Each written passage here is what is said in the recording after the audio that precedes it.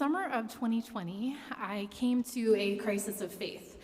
And this was less related to the pandemic and more related to the explosion of the Black Lives Matter movement in a class I was taking at the time about patriarchy.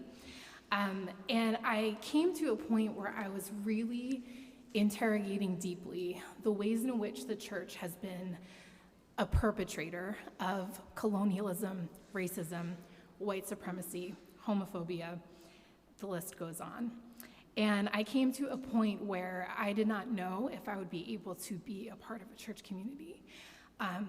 Many of you know that my husband is a pastor, and so this was both like uncomfortable and like really inconvenient, really inconvenient for our life together. So we stayed in that discomfort though. And about a year later, I met Lee at a church or a conference event, and I was like, I need to know her. And so I told my husband that when he came to visit St. Paul and St. Andrew, I would come and like check it out. So the first time that I came here, it was the first time that I had been in a Sunday service in probably a year and a half.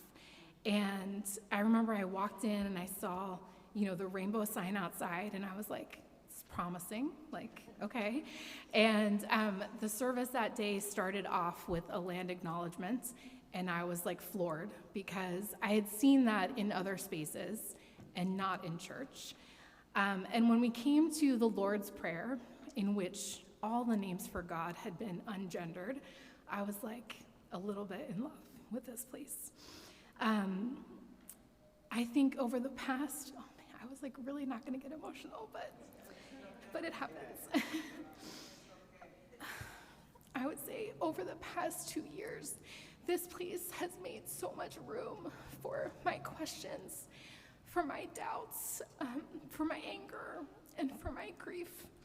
And it has been a place where I could move through the deconstruction of my faith and into a time of rebuilding and rebuilding a faith that is congruent with all of my values. And I am just so grateful for that. So I'm so grateful for all of you, whether you've been part of my journey or not. I'm so grateful for this place. So I can't walk away from the podium as an entrepreneur without making a call to action. So y'all, we are still in the pledge campaign, which is what this was about. So on page 3, you will see the link to make your pledge. If you have not yet done so, or even if you are like a member, you already give regularly, I still invite you to fill out the pledge card so our staff can plan for next year. So stpaulandstandrew.org/pledge. If you have been meaning to set up a weekly recurring donation, you have not yet done that, there's a handy QR code on page 5. It'll take you like 2 minutes. But I will just say thank you. Thank you for this place.